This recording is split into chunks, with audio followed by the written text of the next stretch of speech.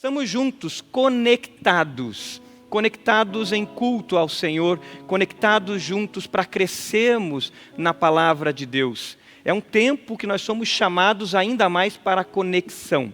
Não é para você dar um clique, mas é para você se conectar. Foi isso que nós ouvimos nesse período que estamos desde sexta-feira, nessa conferência de igrejas que intencionalmente fazem discípulos. Mais de 700 pessoas estiveram reunidas, conectadas, juntas pela internet, e essas mais de 700 pessoas do Brasil e de fora do Brasil estiveram conectadas, e ouvimos do Edmund Chan, de Singapura, dizendo o seguinte: esse é um tempo para conexão, para irmos além de cliques, mas nos conectarmos. Você realmente está conectado? Cultuando a Deus? É momento da gente fazer isso juntos. Eu gostaria que você pegasse a sua Bíblia, se você tem uma Bíblia física aí aonde você está, e com essa Bíblia você pudesse abrir ali em Atos capítulo 2. Vivemos um tempo que precisamos voltar aos princípios, voltar à essência. Atos capítulo 2. Atos capítulo 2 vai nos mostrar a essência e os princípios essenciais de uma igreja que se conecta, de comunidades transformadoras. Eu acho que eu vou ter que mudar aqui a minha posição, é isso? Vamos para cá.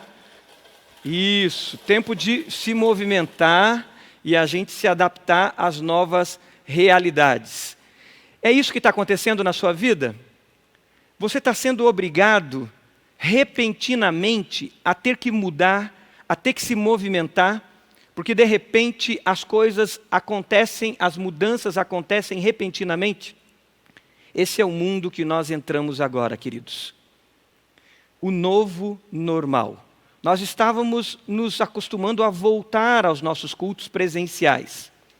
Muitas cidades, respeitando todos os protocolos de segurança, respeitando todas as orientações das nossas autoridades, estávamos voltando, achando que estávamos voltando ao normal. Mas não. Curitiba, por exemplo, entrou num lockdown. Várias cidades do Brasil entraram num lockdown. E hoje, nós voltamos às conexões somente pela internet. De um dia para o outro, tudo muda. De um dia para o outro, temos que nos adaptar, temos que nos movimentar. A Igreja de Jesus, nesses mais de 2000 anos de história, enfrentou mudanças assim, e a Igreja de Jesus se manteve firme e vencedora. Nada impediu a Igreja de Jesus de avançar nesses mais de 2000 anos de história. E nós temos avançado. Nesse tempo de Covid que entramos, nesse tempo de recolhimento que entramos, o que aconteceu é que a gente teve que aprender a se adaptar. A gente teve que aprender a um novo normal, um novo jeito de ser igreja. E com isso, a gente teve que voltar para a essência, para os princípios. Olha lá, deu um problema aqui na luz, agora eu posso voltar para o meu lugar normal. Então vamos voltar para o meu lugar normal novamente e vamos continuar por aqui. Movimento. Você tem conseguido viver essa realidade em movimento? Tendo que se adaptar? É difícil, não é? Mas nós não paramos, porque o nosso foco é muito bem definido.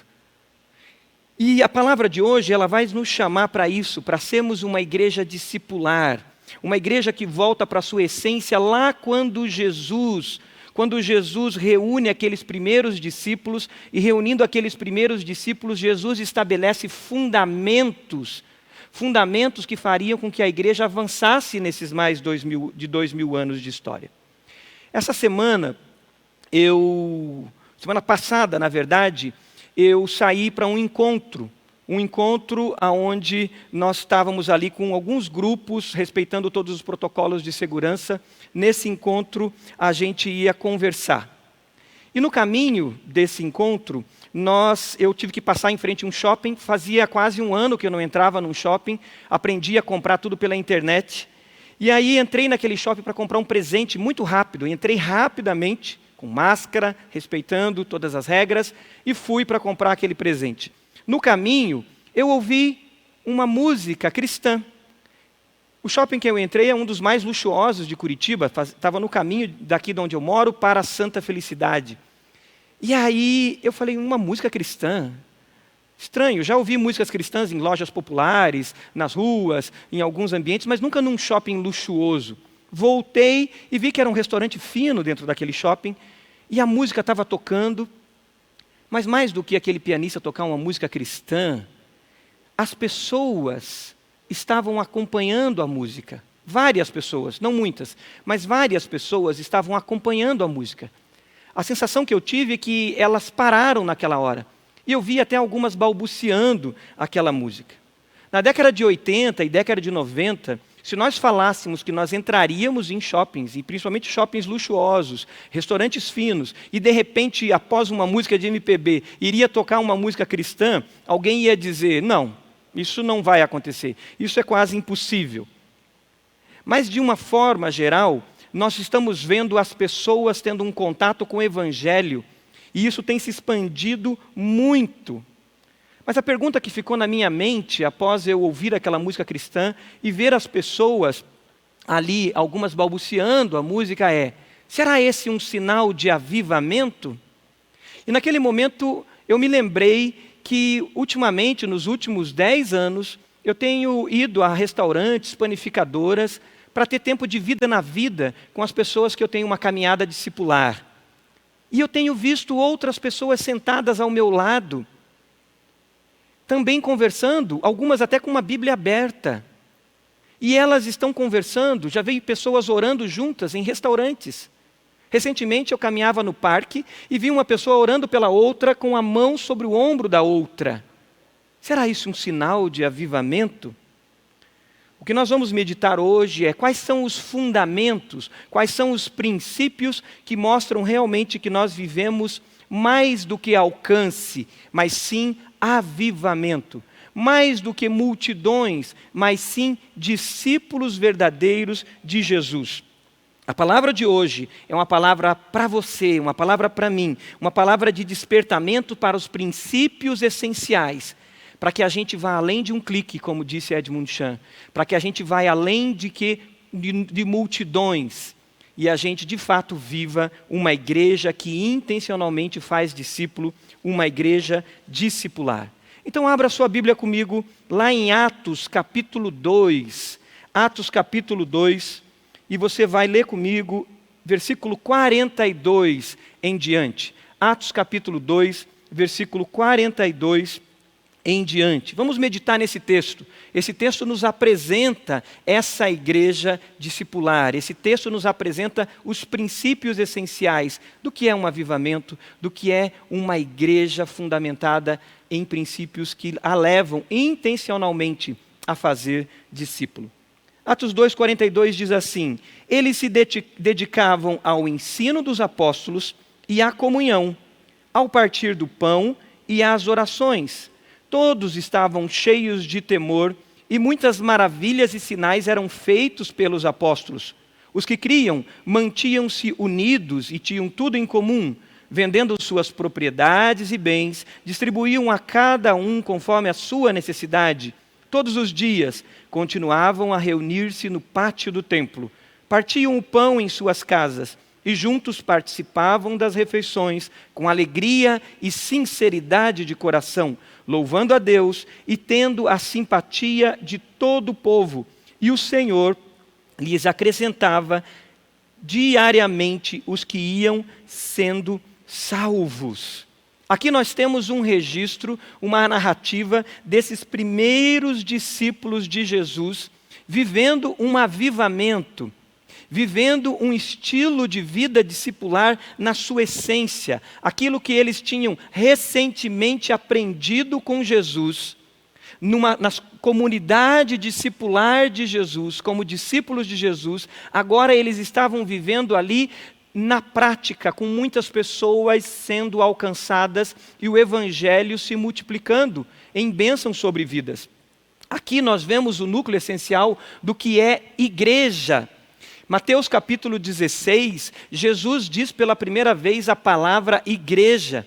E ali em Mateus 16, Jesus diz àquele grupo de discípulos, aquela pequena comunidade de discípulos dele, que as portas do inferno não prevaleceriam contra a igreja. A palavra que Jesus usa para falar da igreja é a palavra eclesia. Essa palavra era uma palavra comum no mundo grego.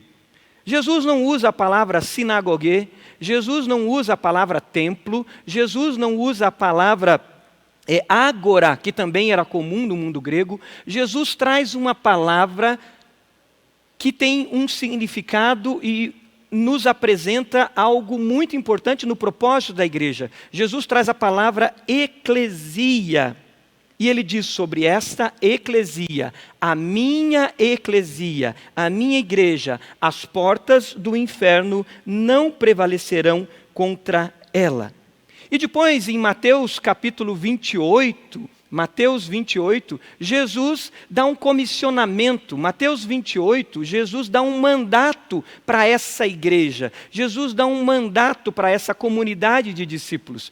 Jesus em Mateus 28 diz: então agora vocês que são eclesia, vocês que são esses chamados para fora, vocês que são igreja, vocês vão pelo mundo e vocês vão fazer discípulos.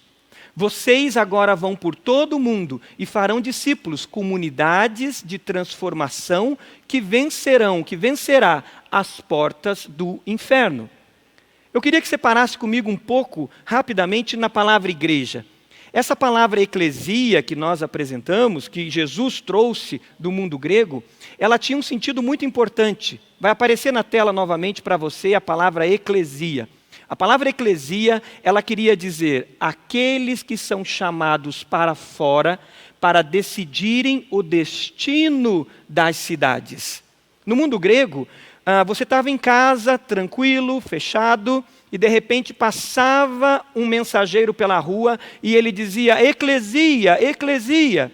E quando você ouvia essa palavra, você saía para fora da sua casa, você saía da sua casa e você ia para uma assembleia, para um encontro, e naquele encontro era decidido o destino da polis, o destino da cidade. Olha que interessante, queridos. A igreja tem uma missão de decidir o destino das cidades. A comunidade de discípulos de Jesus, ela tem essa missão de decidir o destino da cidade. É um chamado muito maior do que nós montarmos ONGs, muito maior do que nós abrirmos hospitais, muito maior do que abrirmos escolas e universidades, muito maior do que as nossas organizações que possamos ter. É um chamado à igreja de ir além e vencer as próprias portas do inferno. Aleluia! É essa a missão que é dada à igreja.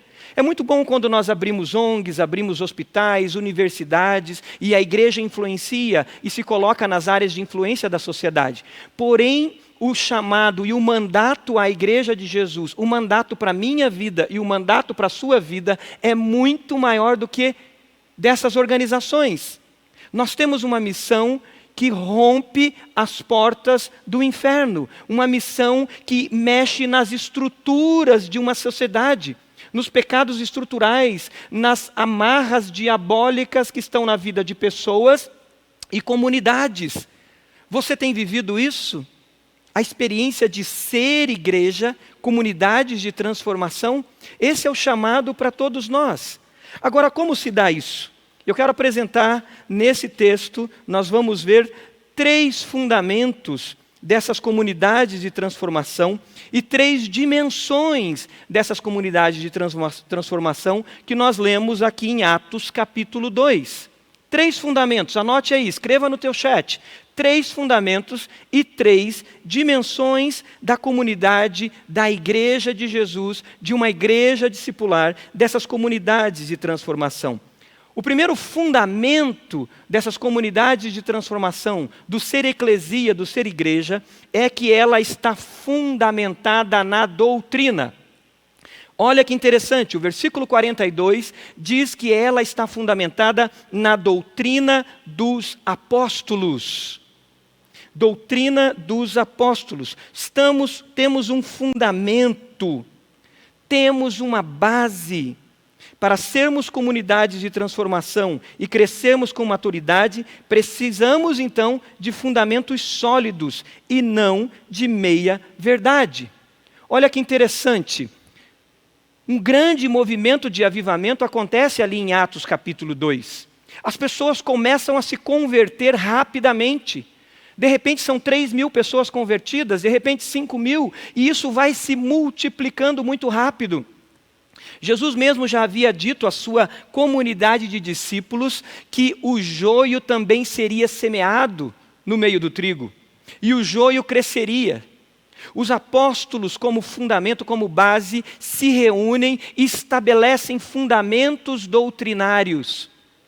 Fundamentos para que aquele movimento não se tornasse em agitação. Nós vemos muitas vezes movimentos que são agitação. E a agitação não produz crescimento. Muitas vezes são ventos de doutrinas, ventos de filosofias, que mais deixam as pessoas perdidas. Queridos, nesse tempo que nós estamos vivendo, tempos de incertezas, tempos que tudo tem que mudar. Vocês viram que de repente eu tive que tirar a mesa de um lugar, colocar em outro, porque a luz não estava funcionando. Você ontem estava indo para o seu trabalho, amanhã já não vai poder ir mais. Você está com saúde, no outro dia você está com medo e sujeito a uma enfermidade. Muitos ventos de falsas doutrinas surgirão e têm surgido. Naquele período do grande movimento, do primeiro avivamento, do movimento do Espírito Santo na igreja primitiva, os ventos de doutrinas falsas começaram a chegar.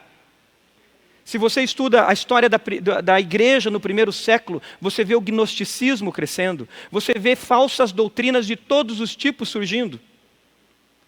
Naquele período grego, tinha alguns homens que eram chamados de sofistas. Os sofistas eram pessoas, homens, filósofos que trabalhavam com meias verdades. E eles vendiam as suas filosofias. O apóstolo Paulo usa, em certo momento, a palavra sofismas. E ele faz essa referência aos sofistas. Queridos, nesse tempo que usamos tanto a internet, que a igreja está usando a internet, as redes sociais para proclamação, para conexão de pessoas, os sofistas apareceram. E eles vêm vendendo os seus produtos, eles vêm vendendo as suas falsas doutrinas. E eles usam meias verdades, eles usam as escrituras para vender as suas fake news, suas falsas notícias. Não são boas novas, não são good news, são fake news. E eles vendem. E o discurso é agradável. E eles citam a Bíblia. Estão ficando milionários. E eles querem atrair multidões para si. Mas eles não estão fundamentados na sã doutrina, no fundamento dos apóstolos, na doutrina da palavra de Deus. Nós precisamos de fundamentos. Precisamos ler as Escrituras, mas precisamos conexão com doutrinas sólidas, doutrinas que dão fundamentos para a igreja de Jesus. Se você está andando e você está bebendo de diversas fontes, cuidado, você pode morrer de inanição. Não se comporte como um adolescente que descobriu o Big Mac, que descobriu o sanduíche, que descobriu o Red Bull e só vive de Red Bull, só vive de Coca-Cola e só vive de sanduíches. Se nós vivemos só de Coca-Cola, nós morreremos. E esses sofistas, esses falsos mestres que estão pela internet estão vendendo isso. Mas nós somos chamados a viver a sã doutrina. Eles se dedicavam ao ensino dos apóstolos. Eles estavam conectados com a palavra de Deus. Você está conectado com a palavra de Deus? Você entrou nesse caminho de aprendizagem? Essa doutrina era vida na vida. Um ensinando a palavra de Deus para o outro. Não era simplesmente informação solta, mas era realmente pessoas caminhando com outras pessoas e se dedicando ao ensino dos apóstolos. Muitas vezes a gente acha que a gente tem que estar pronto para ser batizado e a gente precisa ser perfeito para ser batizado, considerando o batismo, por exemplo, como um fim. Mas não. O batismo é o início de uma caminhada de crescimento, o início de uma caminhada de aprendizagem. E de aprendizagem aonde? Na doutrina, na palavra, nos fundamentos. Você está participando da escola bíblica? Você tem buscado conhecer os fundamentos da fé cristã? Essa semana nós vamos começar com todos os nossos cursos de escola bíblica. E nós vamos investir tempo nos nossos cursos de escola bíblica. Porque nós sabemos que nós precisamos de fundamentos. Queridos, não dá para você beber de várias fontes. Você precisa de pastores sérios, conexão com homens sérios na palavra de Deus, teólogos sérios na palavra de Deus, pois senão você morrerá de inanição. No chat agora vai ser apresentado um dos cursos da nossa escola bíblica. Se conecte em fontes confiáveis. Fontes confiáveis. O primeiro fundamento, então, é o fundamento da doutrina, da palavra, da Bíblia Sagrada, realmente fundamentado em doutrinas sólidas. O segundo fundamento é o fundamento do conviver para ser. O crescimento não se dá só, então, numa letra, num conhecimento teórico, mas o conhecimento se dá numa jornada de crescimento. Conviver para ser. Conviver para crescer. Eu quero que você assista um vídeo agora que fala sobre o estilo de vida discipular, sobre esse estilo de vida de conviver. Nós, lendo esse livro, que é O Discípulo, de Juan Carlos Ortiz, esse livro, escrito em 1976, falava da vida discipular. E ele apresentava aqui, o Juan Carlos Ortiz, uma ilustração que é a ilustração do purê de batatas. 1976, Juan Carlos Ortiz apresenta isso. E nós estudamos isso e criamos um vídeo que explica esse conviver para ser. Assista esse vídeo.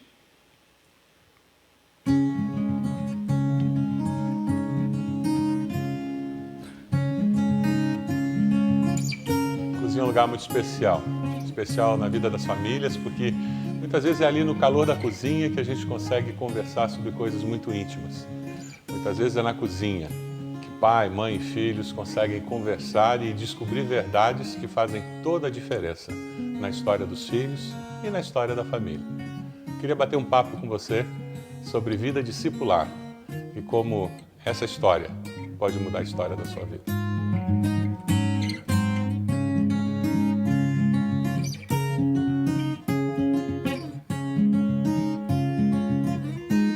Jesus nos fala sobre unidade e ele fala do desejo dele de que seus discípulos vivessem em unidade. Essa é a ideia de igreja. Igreja é formada de discípulos que descobriram a diferença entre união e unidade.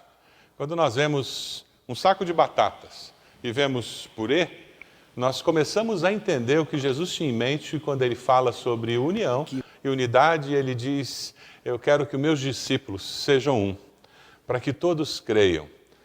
Quando nós pensamos na necessidade de nós vivermos como discípulos que convivem uns com os outros, quando nós descobrimos a essência da vida discipular, aí fica mais fácil conviver como discípulos. Na vida discipular, você descobre que não basta estar juntos. E o que acontece normalmente com o saco de batatas é isso. Batatas que estão unidas dentro do saco, mas elas continuam separadas. Elas são batatas. Elas não descobriram a força da unidade. Elas estão simplesmente reunidas num saco de batata. Nós vamos falar um pouco aqui sobre o que significa ser transformado por Jesus de um saco de batatas num purê. Você pega a panela e você pode dizer que a panela é o pequeno grupo. E nesse pequeno grupo você coloca discípulos. E os discípulos estão ali. E eles convivem nesse pequeno grupo. É possível eu ter uma união de discípulos sem que eles experimentem aquela unidade que todos nós desejamos ter, que nós lemos lá no livro de Atos, na igreja primitiva. E sabe, esse pequeno grupo precisa experimentar a imersão na palavra de Deus. A água que vai nos ajudar a fazer o pirê pode ser comparada com a palavra de Deus, que é tão necessária para que esses discípulos possam amolecer, possam ser preparados para ser transformados num pirê. Depois que nós colocamos as batatas na panela, elas estão no pequeno grupo. Depois que nós acrescentamos a água, elas estão imersas na palavra de Deus. Elas precisam do fogo para que elas possam cozinhar, amolecer. É onde a intercessão, a presença do fogo do Espírito Santo no coração das pessoas e no grupo promove o ambiente para que a obra de Deus aconteça naquele grupo e que a verdadeira união de espírito aconteça entre as pessoas. É só aí que a vida discipular de fato começa a se manifestar como algo sobrenatural. Nós só podemos viver de fato vida discipular como Deus planejou quando o Espírito Santo tem liberdade para amolecer nossos corações, transformar corações de pedra em corações de carne. O Espírito Santo tem liberdade para nos amolecer, para que nós possamos ouvir a voz do Espírito e sermos abençoados para poder abençoar a outros.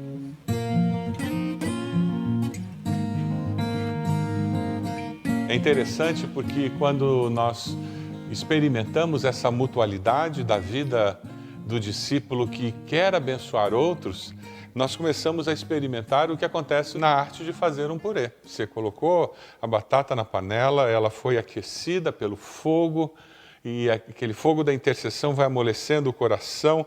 E sabe o que acontece? Você começa todo um exercício de tirar aquelas cascas, as máscaras vão caindo, nós vamos descobrindo quem nós somos, nos deixamos conhecer, e é essa obra que Deus vai fazendo. Deus vai nos libertando e nós vamos sendo autênticos, genuínos. Deus vai nos ajudando a mostrar quem nós somos e nós somos aceitos. Só que tem algumas feridas, e é interessante porque essas feridas demoram mais a sair. São aqueles olhos da batata que tem que fazer um pouco mais de força para tirar. Mas eles saem, porque existe cura. O Espírito Santo de Deus nos ajuda a ser curados. E na mutualidade, na vivência, nesse processo de nos transformar em purê, experimentar unidade, existe cura de Deus. Existe cura porque nós estamos cuidando uns dos outros. Existe cura porque nós estamos exortando uns aos outros. Existe cura porque nós estamos ensinando uns aos outros. A mutualidade é esse exercício da unidade do corpo, em que nós vivemos corpo de Cristo. Certamente, quando você tem panela, água, fogo, você experimenta aquele processo de tirar as cascas, você vê crescimento. E a vida discipular pode ser muito bem ilustrada por tudo isso. Mas existe um processo final, que é quando você abre a sua casa para receber pessoas que vão experimentar toda essa vivência discipular. É quando você se encontra com seu discipulador e você percebe que ele está investindo na sua vida. Quando você se encontra com seu discípulo e você investe vida na vida. E você percebe que Deus está agindo através da sua vida e está surgindo uma nova forma de ser. A vida discipular, ela produz isso.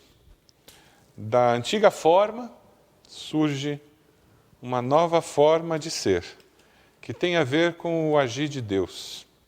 Foi isso que aconteceu lá na igreja primitiva. Quando você vê Atos 2, eles se encontravam todos os dias. Eles tinham alegria de estar juntos, eles perseveravam na doutrina, eles perseveravam fazendo as refeições juntos, eles conviviam. E o que aconteceu é que o mundo da época foi impactado pelo agir de Deus na vida daqueles cristãos. O desejo de Deus hoje em dia não é diferente. Ele quer agir através da minha vida, da sua vida. Ele quer agir através da vida do seu pequeno grupo, através da vida do seu discípulo.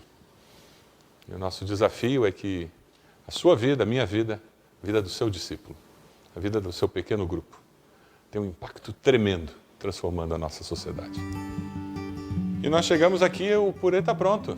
E esse é o desejo de Deus, que nós na vivência como discípulo, discipulador, que na vivência do pequeno grupo nós nos transformemos num purê, nós tenhamos a experiência da unidade verdadeira, aquele plano que Deus tem para todos os seus discípulos, para a sua igreja. Jesus lá em João, capítulo 17, ele nos fala sobre isso. Ele mostra de uma maneira muito clara que ele deseja que os seus discípulos sejam levados à plena unidade, para que o mundo saiba que tu me enviaste e os amaste como igualmente me amaste. Esse é o desejo do Senhor. Esse é o meu desejo. Eu quero que você também possa experimentar plenamente o que significa ser discípulo de Jesus. Você está disposto a viver a vida discipular como o Senhor planejou? Que Deus o abençoe e que você possa viver como discípulo de Jesus a cada dia da sua vida. Edmund Chan, nessa conferência que nós estamos participando desde sexta-feira, ele disse algo muito importante. Ele disse: não confunda clique com conexão. Não confunda cliques com conexão. A igreja de Jesus é chamada para conexão. E mesmo não estando pessoalmente próximos, nós precisamos nos conectar. É por isso que quando a gente começa o culto, a gente diz: olha, chame alguém para participar com você, mesmo que virtualmente, mesmo que online. Reúna a sua família do lado, estejam juntos, conectados. Nós estamos numa conexão espiritual, nós estamos numa conexão de vivência da vida discipular. Atos 2, então, nos apresenta esses 3 fundamentos. O primeiro fundamento que falamos é o da doutrina. Fundamentos sólidos em tempos de fake news. Precisamos de fundamentos sólidos. Em tempos de sofistas que vendem a meia-verdade, precisamos de doutrina e de líderes fundamentados na doutrina. A segunda coisa que vemos em Atos 2:42, além do ensino dos apóstolos, é a comunhão, o partir do pão, a partilha, que é o que nós vimos agora por esse vídeo, a vida discipular. Conviver para ser. É necessário convivência para o caráter de Cristo ser forjado em nós a partir de uma doutrina sólida. Mas Atos 2:42 em diante continua dizendo que eles partilhavam vida. Eles vendiam suas propriedades, distribuíam a cada um conforme a sua necessidade. De acordo com a necessidade, a vida era partilhada. E eles oravam, estavam juntos no templo, partiam o pão em suas casas e juntos participavam de refeições e caíam na simpatia do povo. O terceiro fundamento de uma igreja discipular é o fundamento do servir, é o fundamento da missionalidade, dedicação em servir para aprender a crescer, ser missional. A primeira dimensão da igreja discipular que nós falamos é a dimensão relacional. Anote aí, dimensão relacional, relacionamento com Deus e relacionamento com o próximo.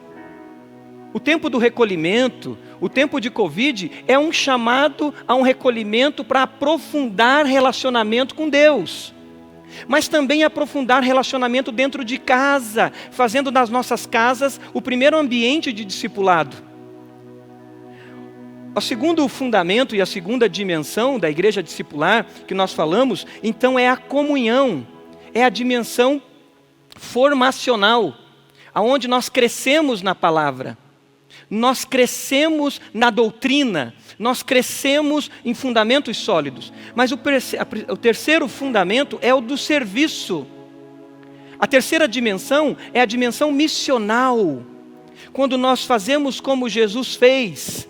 A palavra de Deus diz em Filipenses capítulo 2 que Jesus, ele não teve por usurpação ser igual a Deus, que era algo que ele deveria apegar-se, mas ele antes esvaziou-se a si mesmo e ele desceu à condição de servo, e a palavra diz que ele se fez servo como nós.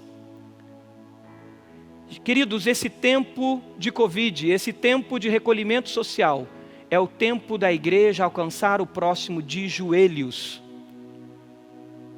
Temos que descer das nossas altivez, dos grandes eventos e de multidões. Temos que descer da nossa altivez, das grandes massas reunidas nos estádios. Temos que descer da nossa altivez, do número de alcances e cliques que possamos ter, e servir e lavar os pés dos outros. É tempo de chorar com os que choram. É tempo de cuidar. O verbo cuidar é o verbo mais forte nesse tempo. Pois cuidando alcançaremos. Pois cuidando acolheremos. Pois cuidando multiplicaremos vida. Pois cuidando nós cresceremos e seremos forjados e formados no caráter de Cristo. Esse é o tempo da missionalidade.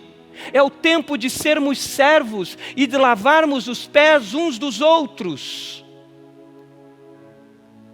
O verbo cuidar é o verbo da década que inicia-se agora, a década de 20. Nós precisamos da missionalidade. Sermos missionais, e missionais fazendo discípulos e sendo forjados à imagem de Jesus. Precisamos ser criativos nesse tempo. É aquela coisa de levar uma oferta, de levar um cuidado ao outro, e manter distância. Não vamos poder abraçar, pois cuidar é mais do que abraçar. Não poderemos, quem sabe, encostar, não poderemos estar juntos, pois cuidar é mais que isso também. É tempo de generosidade, é tempo de partilha, é tempo de doação. E o texto diz que eles vendiam as suas propriedades. Sabe o que é isso? É nós abrirmos mão pelo outro. Talvez você está no seu emprego, mas tem muitos que deixaram e perderam os seus empregos. É hora da gente, quem sabe, abrir mão de alguma coisa para abençoar aquele que não tem. Você já teve que abrir mão das suas viagens, né? Você já teve que abrir mão das compras, porque nem precisa comprar roupa mais, a gente trabalha em casa. Transborde em bênção sobre os outros. É tempo de partilha. Tempo de partilhar para ser. Aprendizagem discipular, então, acontece no serviço, na compaixão e na justiça. Acontece na diaconia. Como nós precisamos resgatar a diaconia? Pessoas conforme os seus bens, doando às pessoas conforme as suas necessidades. Isso aqui não é comunismo. Isso aqui é generosidade. Generosidade do povo de Deus. E sabe o que acontece? 1 Coríntios 8 diz que aquele que colheu muito, aquele que está conseguindo viver nesse tempo de tantas lutas um pouco melhor, aquele que colheu muito, não teve sobrando e sobejando, e o que colheu pouco, não teve faltando. Sabe o que acontece quando a igreja então é discipular? Ela cai na graça do povo. É o que o texto diz. Eles louvavam a Deus e tinham a simpatia do povo. Quando nós fomos ao encontro do próximo de joelhos e lavamos os pés deles, servindo com compaixão e justiça, servindo com amor, cuidando, cairemos na simpatia do povo. E sabe o que vai acontecer? Não precisamos de estádios lotados, não precisaremos de prédios luxuosos, não precisaremos das performances pastorais no púlpito e as suas pirotecnias. Nós não precisaremos de nada disso, porque discípulos vão multiplicar vida. Vida. Talvez você está passando por lutas. Talvez você está acontecendo como eu tive que fazer no início desse sermão, mudar de lugar, voltar para outro lugar. Você não sabe para onde vai. Em tempos de incerteza, busque clareza na palavra de Deus. Em líderes que se fundamentam na palavra de Deus. Busque didaquê, busque formação na palavra. A luta está difícil. Diga aí no chat: eu quero me conectar com pessoas. Eu não quero ser um clique, eu quero me conectar com pessoas. Diga isso no seu chat agora. Eu quero me participar de um pequeno grupo. Eu quero estar junto com pessoas, nem que seja para vê-las pela tela do computador, nem que seja para vê-las com um muro, com uma grade na frente ou de dentro do carro, dando tchau de um carro para o outro. Eu quero me conectar com pessoas, eu quero viver a vida discipular. Está difícil? A luta está grande? Sirva assim mesmo. Talvez você está me assistindo de dentro de um hospital. Diga uma palavra de bênção para a enfermeira. Diga uma palavra de bênção para o médico. Diga uma palavra de bênção para a pessoa do seu lado. E no espírito de gratidão, o milagre vai acontecer na sua vida. Pois o milagre se dá num coração grato que transborda em vida. Enquanto nós cantamos essa canção, eu te convido a orar. Talvez cantá-la de joelhos aonde você está agora. E ao terminar uma parte dessa canção, eu quero orar com você. Cante, cante como uma oração sua agora, dizendo: eu aceito ser igreja discipular. Eu aceito ser igreja que multiplica a vida. Faz isso e oraremos juntos ao final. Teu nome infalível é, os reinos vêm e vão, teu trono acima está. Teu nome imutável é, vitorioso és, na tempestade estás. Teu nome infalível é, os reinos vêm e vão, teu trono acima está. Teu nome imutável. O nome do Senhor é imutável. Os reinos vêm e vão, mas a igreja de Jesus enfrenta as portas do inferno. Elas não prevalecerão contra a igreja. Esse é o tempo da poda. O Senhor está podando a sua igreja. E quando o agricultor, quando aquele que cuida do jardim vem e poda, é para que logo em seguida ela frutifique. Talvez você está vivendo o tempo da poda e diga: Senhor, faça em mim a sua vontade, pois eu quero frutificar, eu quero multiplicar. E sabe o que acontece? A gente já começa a ver os ventos do avivamento, a presença do Espírito Santo em nós. Compartilhe vida com as pessoas. Você crê que Jesus é Senhor da sua vida? Você aceita ser um discípulo de Jesus que vai multiplicar a vida nas pessoas?